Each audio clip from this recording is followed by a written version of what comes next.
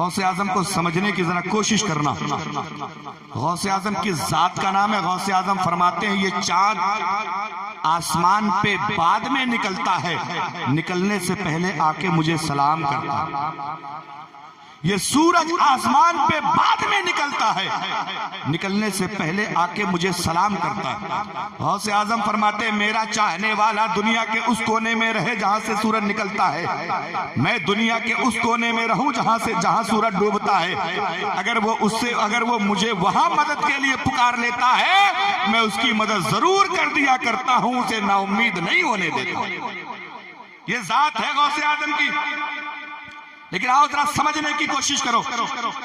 हमने गौसे आजम को सिर्फ करामतों तक महदूद कर दिया, लेकिन आओ एक बात सुनो गौसे आजम की, मैं आपको बताऊं।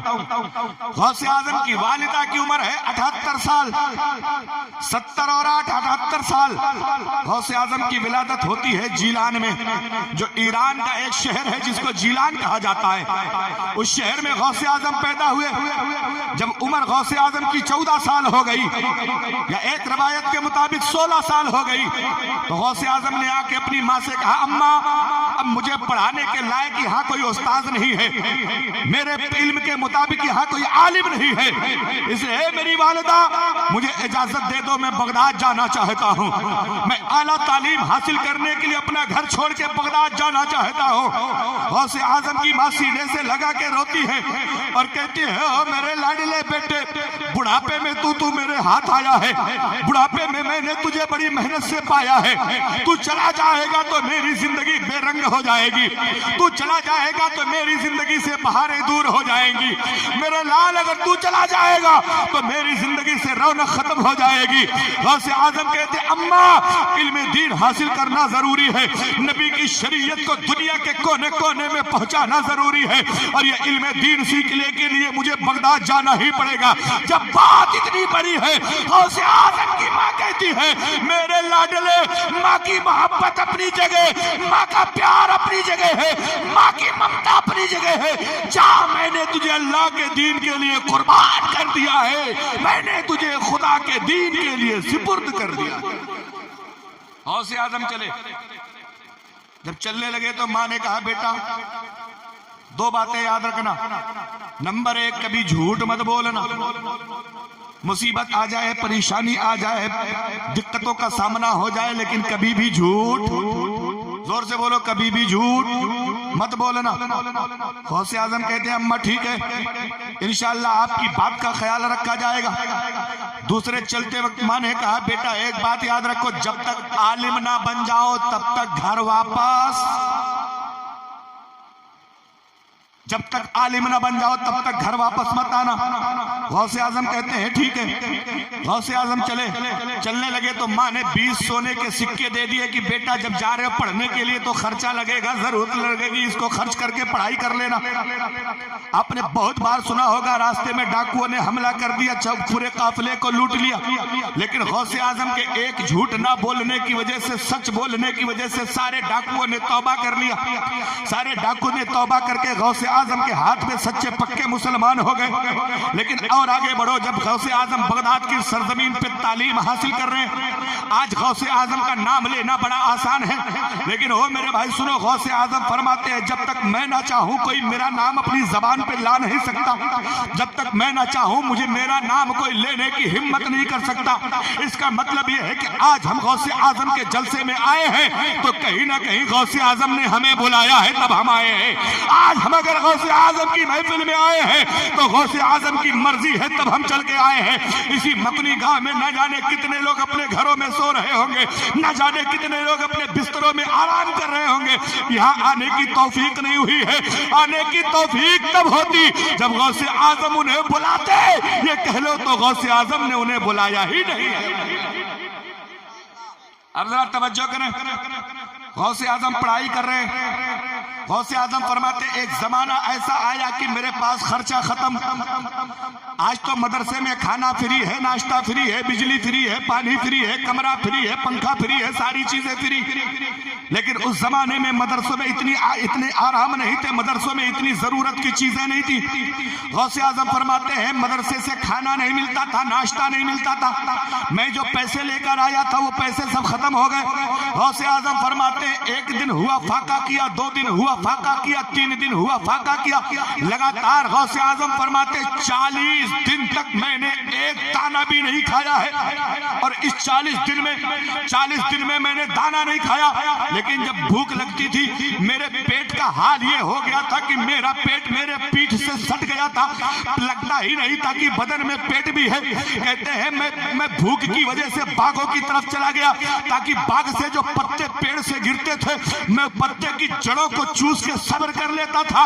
लेकिन गौसे आजम कहते हैं मुझे देखा बहुत सारे मेरे दोस्त, मेरे साथ के पढ़ने वाले, वो भी भाग जाने लगे। जब वो सब के सब भाग जाने लगे तो बागों से पत्ते गिरने बंद हो गए। फिर मैंने बागों को भी जाना छोड़ दिया है।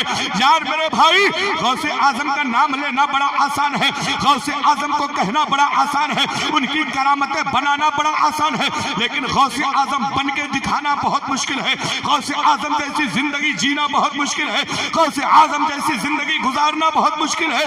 40 दिन तक एक नवाला खाना नहीं खाया। अब आओ जरा तवज्जो करो, बीच में किसी ने आके बताया ओ अब्दुल कादिर जिलानी तुम्हारी माँ बड़ी बीमार है, 2-4 दिन की मेहमान है, दुनिया से चली जाएगी। गौसे आजम रोने लगे, तड़पने लगे, माँ की ममता दर्द मार के छलकने लगी है। रात भर गौसे आजम रोते रहे, सोच में पड़ गए करूं क्या, करूं तो क्या करूं। माँ ने कहा था बेटा जब तक आलिम न बन जाओ तब तक वापस मत आना, लेकिन यहाँ माँ बीमार है, मर जाएगी, दुनिया से चली जाएगी, जिंदगी में कभी फिर मुलाकात का मौका नहीं मिलेगा, करे तो क्या करे। पूरी रात अब्दुल कादिर जिलानी रोते रहे।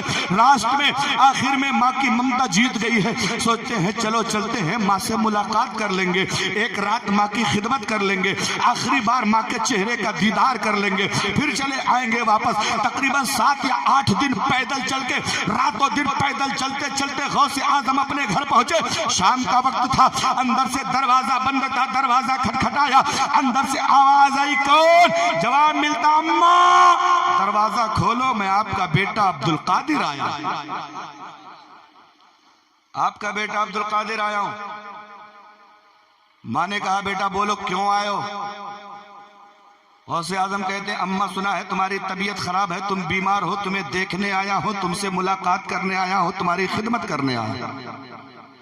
माँ कहने लगी बेटा ना मुलाकात की जरूरत है, ना खिदमत की जरूरत है, ना देखने की जरूरत है। गौसे आजम कहते हैं अम्मा दरवाजा तो खोलो, मुझे अंदर तो आने दो, मैं रात का टाइम है, मैं बाहर खड़ा हूँ। माँ कहने लगी दरवाजा तब खुलेगा जब पहले एक सवाल का जवाब दे दो। गौसे आजम कहते हैं वो सवाल क्या है? माँ पूछती है बेटा बताओ पूरे आलिम बन के आए हो कि नहीं आए? जरा मोहब्बत से कह दो सुभान अल्लाह, पूरे आलिम बन के आए हो कि नहीं आए हो? अब गौसे आजम रोने लगे, कहने लगे अम्मा मेरा थोड़ा सा कोर्स बाकी है, थोड़ी सी मेरी तालीम बाकी है, एक रात तेरे साथ बिताएंगे, तेरे साथ रात भर तेरी खिदमत करेंगे, तेरे चेहरे की ज़ियारत करेंगे, सुबह फिर चले जाएंगे, फिर हम अपना कोर्स मुकम्मल कर लेंगे। माँ ने कहा बेटा मैंने तुझे समझाया था कि जब तक तू आलिम ना बन जाए तब तक घर वापस मत आना, जा जहां से आया है उल्टे कदम वापस चला जा। अब हमारी तेरी मुलाकात दुनिया में नहीं मैदाने महशर में होगी, अब हमारी तुम्हारी मुलाकात मैदाने कयामत में होगी।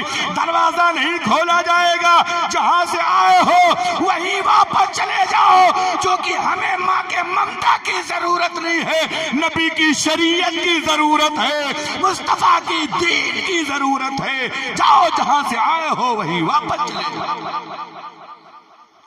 रात भर रोते रहे गौसे आजम, दरवाजा नहीं खोला माँ ने। अब चले गए गौसे आजम, वापस चले गए। जब वापस पहुंचे तो जरा तवज्जो करना मेरे भाई, गौसे आजम जब वापस पहुंच गए, वापस पहुंचे तो फिर बाद में खबर लगी कि माँ का इंतकाल हो गया है। जनाजे में शरीक नहीं हुए, जनाजे में नहीं आए। लेकिन आओ जरा गौसे आजम की बात बता रहा हूँ मेरे भाई। मैंने कहा ना गौसे आजम की करामतें आपने बड़ी सुनी होंगी, लेकिन मैं जो हकीकत बता रहा हूँ उसको समझने की कोशिश करो। गौसे आजम पढ़ के निकले तो वापस अपने घर को नहीं आए, घर पे कोई था ही नहीं, बाप का इंतकाल पहले हो चुका था, माँ ने भी दुनिया से दागे मुफारकत बरकत दे दिया था। अब घर में कोई था ही नहीं, गौसे आजम वापस अपने घर नहीं गए। पढ़ाई मुकम्मल करने के बाद बगदाद के जंगलों में चले गए। आदमी 1 घंटा 2 घंटा 1 दिन 2 दिन नहीं बिता पाता है। गौसे आजम जंगलों में 40 साल गुजारा उन्होंने, 40 साल गुजारा। इन 40 सालों में न खाना है न पानी है। इन 40 सालों में लगातार सिर्फ 2 काम होते थे, दिन रात खुदा की इबादत करते थे, दिन के उजाले में अल्लाह के लिए रोजा रखते थे। लेकिन जंगल में खाने का कोई सामान नहीं है, सहरी इफ्तारी का कोई सामान नहीं है। सहरी क्या करते थे? गौसे आजम रात में सिर्फ 1 दाना अंगूर का खाते थे सहरी के लिए, और शाम जब होती थी, मगरिब का वक्त होता था, आधा गिलास पानी पी के रोजा खोल लेते थे। 40 साल तक गौसे आजम ने इसी तरह जिंदगी गुजारी है। उनका एक मुरीद कहता है, इन 40 सालों में गौसे आजम ईशा में वजू करते थे, पूरी रात रब की इबादत करते थे, और ईशा के वजू से फजर की नमाज पढ़ लिया करते थे। ईशा के वजू से फजर की नमाज पढ़ लिया। माशाअल्लाह, नारे तकबीर, नारे रिसालत, मसलके आला हज़रत, अज़मते गौसे आज़म, शाने गौसे आज़म, नारे तकबीर, नारे रिसालत। तवज्जो है भाई, समझ रहे हैं? समझ रहे? थोड़ी देर और बैठे, अभी देखिए आप कितना समझ जाएंगे इंशाअल्लाह। बस थोड़ी देर और। गौसे आज़म है, अब जब 40 साल जंगलों में बिता के बाहर आए ना, तो अब देख रहे हैं पूरी दुनिया बदली हुई है, पूरे बगदाद का नक्शा बदला हुआ है। अब गौसे आज़म को कोई पहचान नहीं रहा, ये लड़का कौन सा है, ये कौन बंदा है, इसको कोई पहचान नहीं रहा। गौसे आज़म फरमाते हैं, आपका नाम मुहियुद्दीन कैसे पड़ा? जब एक साइल ने सवाल किया, हुजूर मुहियुद्दीन का मतलब होता है दीन को जिंदा करने वाला, आज दीन को जिंदा करने वाली जात तो रसूल पाक की है, आपका नाम मुहियुद्दीन कैसे पड़ा? तो गौसे आजम फरमाते हैं, मैं जंगलों से निकलकर एक बार बगदाद के रास्ते में जा रहा था, तो जंगल के करीब मैंने देखा एक बंदा बिल्कुल निहाल पड़ा हुआ है, भूखा प्यासा पड़ा हुआ है, इतना कमजोर पड़ा है, इतना कमजोर पड़ा है कि बिल्कुल हड्डियां पता चल रही हैं, बदन में गोश्त का नामो निशान नहीं है। इसी हाल में बैठा वो रास्ते में पड़ा लेटा हुआ कराह रहा था, आह आह की सदाएं लगा रहा था। गौसे आजम फरमाते हैं, जब मैं रास्ते से गुजर रहा था, मुझे जंगल से ये आवाज आई आह आह करने की। गौसे आजम फरमाते हैं, मैंने आवाज का पीछा किया कि देखे जंगल में कौन परेशान है, परेशानी में कौन मुब्तला है, चल के उसे देखा जाए। अब्दुल कादिर जीलानी फरमाते हैं, जब मैं जंगल के करीब गया तो मैंने देखा इंसानी शक्ल में एक ढांचा पड़ा हुआ है, उसमें गोश्त का नामो निशान नहीं है, बदन में सिर्फ हड्डी ही हड्डी है। अब रूह निकले कि तब रूह निकले, अब दम निकले कि तब दम निकले। इसी हाल में एक बंदा पकड़ के करा रहा था। अब्दुल कादिर जिलानी फरमाते हैं, मैंने अपने दोनों हाथों से उसको सहारा देके जैसे ही अपने सीने से लगाया, वो बंदा तरोताजा मोटा तगड़ा हो गया, वो बंदा तरोताजा मोटा तगड़ा हो गया। रब की तरफ से निदा आई, ए अब्दुल कादिर, यही इस्लाम था जो कमजोर हो गया था, तूने सीने से लगा के इसको नई जिंदगी अता फरमा दी है, तूने सीने से लगा के इसको नई दुनिया आबाद कर दी है। इसलिए ओ अब्दुल कादिर, अभी तक तू अब्दुल कादिर था, आज से तू मुहियुद्दीन हो गया है, आज से तू मुहियुद्दीन हो गया। ये जात है गौसे आजम की। अब थोड़ा सा और आगे बढ़े, घबरा तो नहीं रहे ना, ईमानदारी से बोले घबरा तो नहीं रहे? अगर घबरा रहे तो मुझे 5-6 सलातो सलाम याद है, अब 5 लाओ पढ़ दी, बस काम खत्म। और अगर घबरा नहीं रहे तो हाथ उठा के कह दो सुभान अल्लाह। पीछे वाले कुछ नौजवान बातें कर रहे हैं, मेरे लल्ला बात करने के लिए पूरी जिंदगी तेरे पास पड़ी है। गौसे आजम की महफिल में आया है, कोई देखे ना देखे, खुदा नहीं देख रहा, देख रहा ना? तो अगर जिसको जिसको लगता है कि गौसे आजम हमें देख रहे हैं, वो जरा मोहब्बत से कह दे सुभान अल्लाह। हाजी साहब इधर तशरीफ यहीं बैठ जाइए आप। माशाल्लाह देखिए, ये वो जात है जिसने, हम तो दूर से देख के गौसे आजम को मानते हैं, इन्होंने बगदाद जाके उनका रौजा देख लिया। सुभान अल्लाह, ये नसीब वाले लोग हैं। दुआ करें कि इनकी अहलिया बीमार है, अल्लाह इनके हज्जिन को शिफाए कामिला आजिला अता फरमा दे। जोर से कह दें सुभान अल्लाह। अगर तुम भी बीमार हो तो मैं गौसे आजम की एक छोटी सी बात बता दूं, अगर बीमार हो तो दिल में नियत कर लो कि गौसे आजम के जलसे में आए हैं, कोई देखे ना देखे गौसे आजम देख रहे हैं। अगर गौसे आजम की ये नियत कर लोगे तो अल्लाह चाहेगा कि अब जो दवा करोगे दवा में फायदा हो जाएगा, अब जो इलाज करोगे इलाज में अल्लाह तुम्हारे बरकत दे जाए। सुनो, गौसे आजम की बारगाह में एक बंदा आया, आने के बाद कहने लगा हुजूर माँ है 12 साल से बीमार है, बिस्तर पे पड़ी है, ना उठ पा रही है, ना चल पा रही है, ना खा पा रही है, ना बोल पा रही है, बहुत बीमार है। बगदाद के सारे डॉक्टरों को, सारे हकीमों को, सारे सर्जनों को सबको दिखा दिया है, लेकिन कोई इसका इलाज नहीं कर पाया। आपके यहाँ आया हूँ, बड़ा परेशान हाल हूँ, देखें जरा करम कर दे। गौसे आजम ने आंखें बंद करी, आंखें खोली तो मुस्कुराने लगे, फरमाते जा तेरी माँ ठीक हो जाएगी। जोर से बोलो, क्या कहा? जा तेरी माँ। तुम भी बीमार हो तो बोल दो जा तेरी माँ ठीक हो जाएगी। वो लड़का कहने लगा हजरत जहां जहां मैं गया हूं, जितने हकीमों को, जितने डॉक्टरों को दिखाया है, सबने कहा है ठीक हो जाएगी, लेकिन आज आप हमको बताओ ठीक होगी कितने दिन में? आप भी वही कह रहे हैं ठीक हो जाएगी, लेकिन मुझे तब तक यकीन नहीं होगा जब तक टाइम नहीं बताएंगे आप। बताइए, माँ मेरी 12 साल से बीमार है, कितने दिन में ठीक हो जाएगी? कम से कम 12 साल की बीमार के लिए 12 महीना तो लगेगा। गौसे आजम मुस्कुराने लगे, फरमाते 12 महीना छोड़ 12 हफ्ता नहीं लगेगा। और तुम लोगों को सुभान अल्लाह बोलने में 2024 आ जाएगा। जरा जोर से कह दो सुभान अल्लाह। क्या कहा? 12 महीना छोड़ 12 हफ्ता नहीं लगेगा। कहने लगा हुजूर कैसी बातें कर रहे हैं, मैं पहले से बहुत दुखी हूँ, मेरे मेरे मेरे जज्बात का ख्याल रखें। माँ 12 साल से बीमार है, आप कह रहे 12 हफ्ता नहीं लगेगा। गौसे आजम फिर मुस्कुराते हैं, फरमाते अच्छा 12 हफ्ता छोड़ 12 दिन नहीं लगेगा। क्या कहा? 12 हफ्ता छोड़ 12 कहने लगा हजरत देखें जरा मेरे दिल का ख्याल रखें, मेरा दिल बड़ा जख्मी है, इलाज करा करा के थक गया हूँ, सारे हकीमों ने, डॉक्टरों ने जवाब दिया है, मजबूरन आपकी बारगाह में आया हूँ। आप कह रहे हैं 12 साल की बीमार है, 12 दिन नहीं लगेगा। गौसे आजम फिर मुस्कुराने लगे, फरमाते अच्छा चल 12 दिन छोड़ 12 घंटा नहीं लगेगा। क्या नहीं लगेगा? 12 घंटा नहीं लगेगा।